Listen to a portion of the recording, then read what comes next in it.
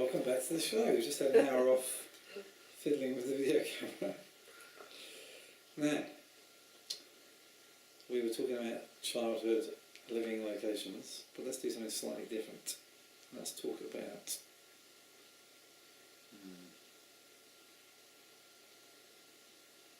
so you grew up in Wales. Do you want to give us some, or largely in Wales, do you want to give us some words that you think describe Wales, your feelings for Wales? Well, there's a Welsh word called hiraeth, which means homesickness. And I still feel drawn back. I'm interested in Welsh subjects. I'm interested if I hear the Welsh national anthem, almost always I'll have a little cry, even though I don't understand all the words. There's a huge empathy with anything Welsh. Do you think anything differentiates Welsh people compared to other people? Welsh people speak in a very clear way. They enunciate their words better than English people on the whole.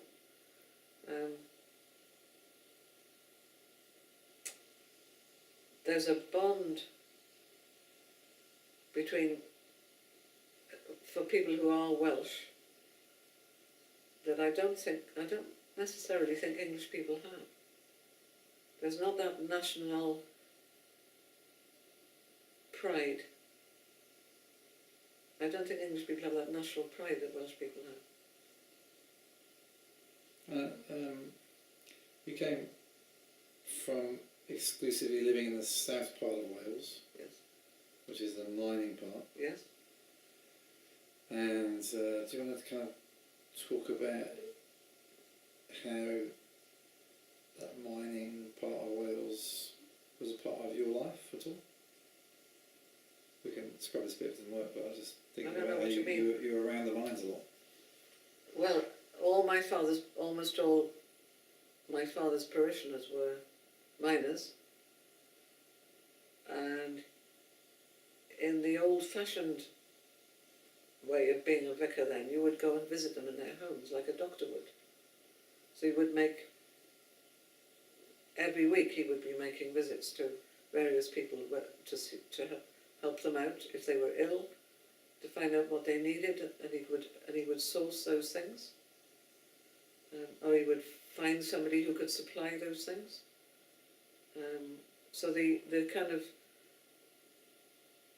the fatherly aspect of being a vicar was very important then.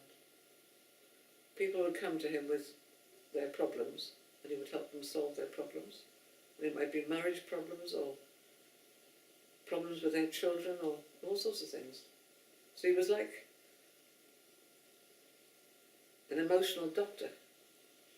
So, off camera last night, you had said that he didn't find his career, his calling, at all satisfying or rewarding, or something to that effect.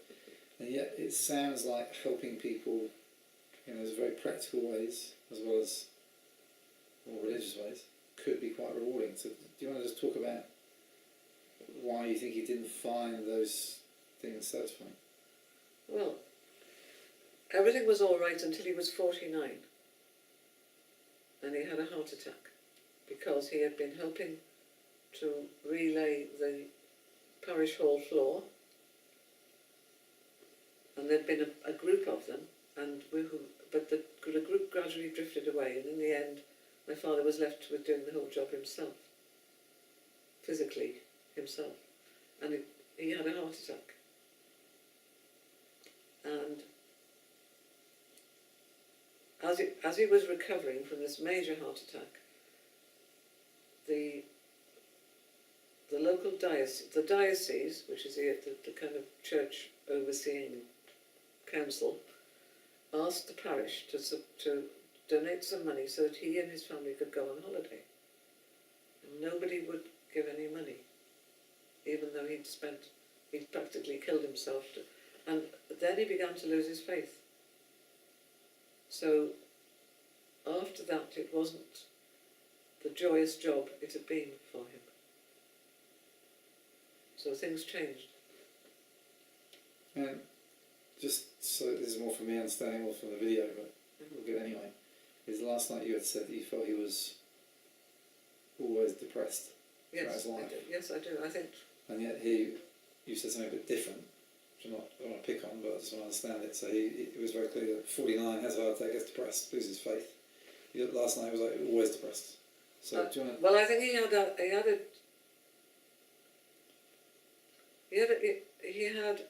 a struggle to get where he was. He'd had to pay for his own education, whereas his younger brother had been a blue-eyed boy and had been handed money and handed benefits all over the place, and he was preferred by his parents, and it was an obvious preference. So my father was, I think, a little bit resentful of all that. As the oldest child, he'd seen this very much younger brother reap all the benefits, and he wasn't handed anything. He had to do it all himself. And I think, rather than feeling that was an achievement, he looked at it as a negative thing, which was not so good. Okay, I've got to go to Lou. Stop. Stop. I'm not going to stop. Cut this bit out. Have you got to leave? Yeah. Okay.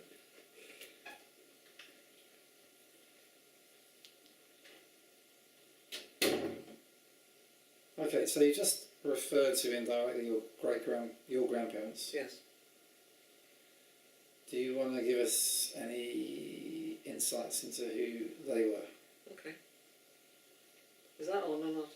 Yeah. Notice. Well, they were working class people. My father's mother had been a maid in a big house, which was quite a common thing to do then. My father's mother was called Beatrice, and my father's father was called Charles. And my father's father was a man with really no career path, but he had been a photographer's assistant, he'd been a baker's delivery man, and I think that was how he met my grandmother, as the baker's delivery man in Merthyr Tydfil in Wales, although he came from Herefordshire. I've never been sure why he came from Herefordshire to Merthyr. It doesn't seem to follow logically. And were you close to your grandparents, your paternal grandparents? Yes, we used to go and visit them, because by the time I was born they lived in a little Tudor cottage in Herefordshire, which was in the village where my grandfather had been born, called Pembridge. A lot of the houses are black and white timbered houses, and he bought a little cottage with a small holding, so he grew all his own vegetables, and he had chickens and pigs, and he supplied eggs to the local egg marketing board. And when they were renovating their garden, they found a wheel, a wooden cart wheel, with his grandfather's name on it, because his grandfather had been the local wheelwright and made wheels for carts, for horses' carts, 50 years before. It's quite interesting. And in terms of your relationship with your grandparents? Well, we saw them, we would stay with them for a couple of weeks every summer holiday. The three of us children, we'd have a fantastic time, picking the fruit and helping a bit in the garden, and we'd have pet toads and pet frogs, and we'd have Granny make cakes. She would always teach us a skill. So one year we would learn how to crochet, and the next year we'd learn Italian quilting, and the next year we'd learn how to knit socks for our dolls and things, and how to make dolls' clothes. So there was always a skill that was taught us as girls, which we really enjoyed being with them. And when you make that point about just girls, does that mean that my Uncle John, who would have been with you on some of those visits, Yes, I don't. would do something different? Or? Well, I think he would have helped my grandfather with the chickens and with the pigs, but I don't really have a memory of that, because for a few years it would have been just my sister Penny and I who would have gone, because John would have been too small. And so how old were you when those grandparents passed away? Well, I was 2020 when my grandfather died, and I was 15 when my grandmother died. But my grandmother died of cancer. Well, they both died of cancer, and it might have been something to do with the fact they'd been brought up in coal mining valleys, which, with the coal dust, would cause those sort of illnesses, possibly. So we haven't talked about your mother, really, yet. Talked a bit about your father. Right. Do you want to give us a little bit about your mother and her parents? My mother was one of 8 children. She was about something like halfway through the production line, as it were.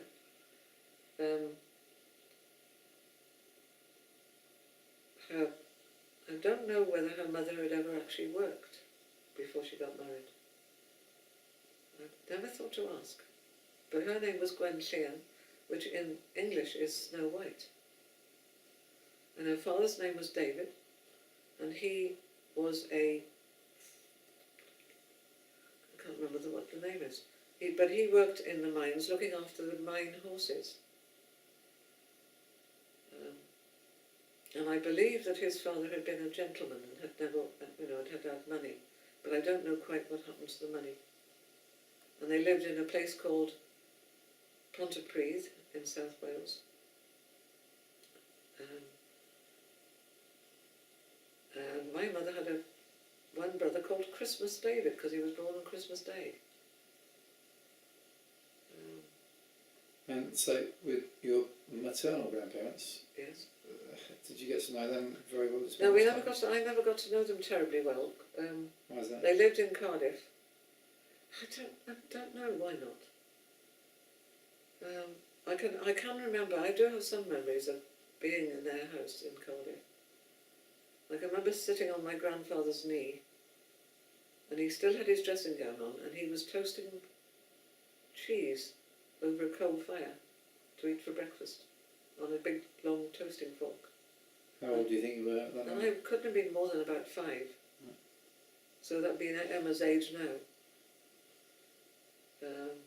And it was very exciting doing this toasting with the cheese and trying not to burn your mouth as you ate it afterwards. And I remember he was a very tall man, and he had a very white hair with a centre parting.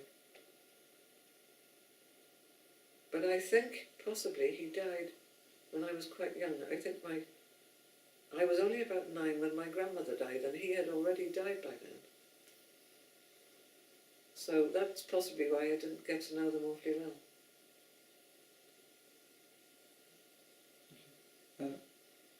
Do you want to describe for a couple of minutes some of the key things that would paint a picture of your mother?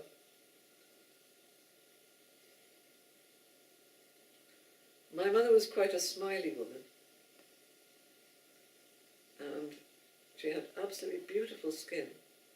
And when she was about 13, she was apprenticed to a tailor, because she had to learn a skill. So she left school when she was about 13. She didn't like tailoring, and 2 of her older sisters had gone to London to train as nurses, and she decided that's what she wanted to do. So I don't know how she managed it, but eventually she went to London and trained as a nurse, and she got enormous numbers of qualifications in all sorts of aspects of nursing. I think at one point she had 26 different qualifications. Why do you think that was? Why did she get that many? Because she absolutely loved it. It was the career for her, and she mopped up the knowledge. She really thrived on it, and loved making people better. Loved all aspects of learning. And I mean, even in old age, in her 80s, if you hadn't been told within 5 minutes she was a nurse, then you weren't a very interesting person to her. It was her big success, emotionally and career-wise.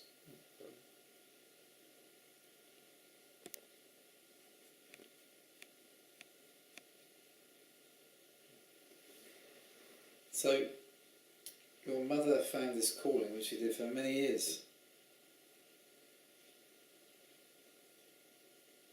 How do you think that relates to your life? Was antique dealing your calling, or have you never found your calling, or is it art came later on? Or Well, I suppose I had two callings really. I suppose I mean I didn't find out really what I wanted to do until I was 30, and that's when I got involved in the antiques trade, and that was by accident. Well, 32 maybe almost, when you were about 2. And I needed something to stimulate my brain after I'd had 2 small children for 2 years, 4 years. I needed something to stimulate myself, so I decided I'll go and learn about antiques. apropos of nothing. A problem. Well, I was looking for something, and I can't remember why I started. I don't know why antiques came up. I can't remember why. Oh, I know what it was. Roger bought me 3 pieces of jewellery for Christmas, supposedly from these tiny children, and I was fascinated by them, because I had grown up with a father who was a geologist first, before he was a vicar, and so I'd learned quite a bit about stones. I'd done geology for A-level, and then when Roger gave me these 3 pieces of jewellery, I decided to find out all about them. And so what followed on from that was I decided I'd expand it a bit by learning more about antiques. So the children were with a friend for about 2 hours a week to start off with, so I could learn about aspects of the antiques field. I started off with furniture. I wasn't very interested in furniture. And then Roger's partner's wife, started an antiques business in Bath, and she asked me to look for little sewing tools, little antique sewing tools. So I started doing that because she couldn't drive, and I could. So I'd spend a few pounds a month from the housekeeping buying sewing tools, but that didn't last very long because I found it wasn't my interest. I kept being drawn to the jewellery. And so gradually, over a period of 5 years, I amassed enough jewellery to start off on my own. And I have many memories of antiques from the conversation around the dinner table, Yes, which you're obviously very passionate about, Yeah. to your market stalls, yes, to going to Bernard Instone's house. oh yes, Probably with the George Hunt. George Hunt, okay. So,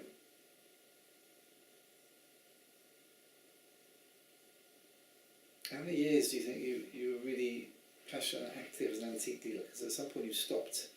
Well, you had to stop every so often because there'd be a recession. So you'd have to find something else to do because you weren't able to sell enough to survive.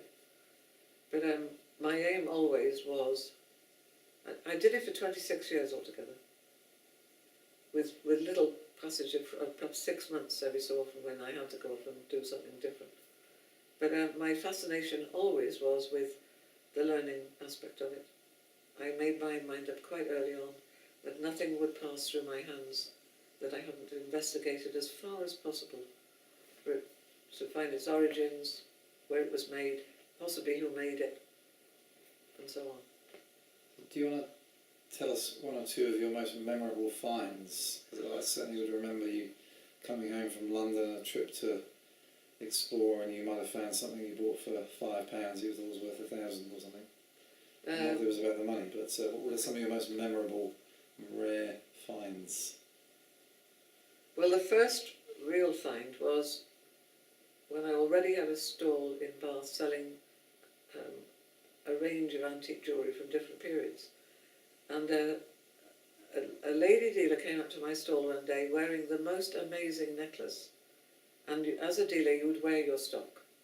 So I knew it would be for sale. And it was an enamel painting, a pendant which was an enamel painting of a fairy running along in the moonlight with a transparent dress, with little stars above her, and it was on a chain set with, an unusual chain set with moonstones at odd angles on this chain. and my heart leapt. And I bought it for £120. And it was signed on the back. And I spent a whole weekend researching it because I had a whole pile of magazines, and there weren't that many books on antiques then. So you had to rely on magazine articles, talking to people you knew. And the very last magazine I came to told me who the person was who'd made it, where he had worked, and about the group that he had belonged to. And from that moment on, I wanted only to sell that sort of jewellery. I mean, it was very, very, very, very rare piece. I sold it 3 days later for nearly £600, because I was able to find out how much it was worth. And the man who bought it then, and I'm talking 30 years ago, has still got it and won't part with it. And if I had it now, it'd be worth £40,000. So that was my first real find.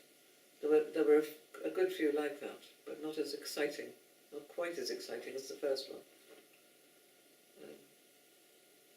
And another one, I was walking along Bond Street one day in a very old pair of jeans and a denim jacket, and I happened to look in the window of a diamond merchant, and there was a ring that I immediately recognised as being by Liberty of London, of the period I was dealing with.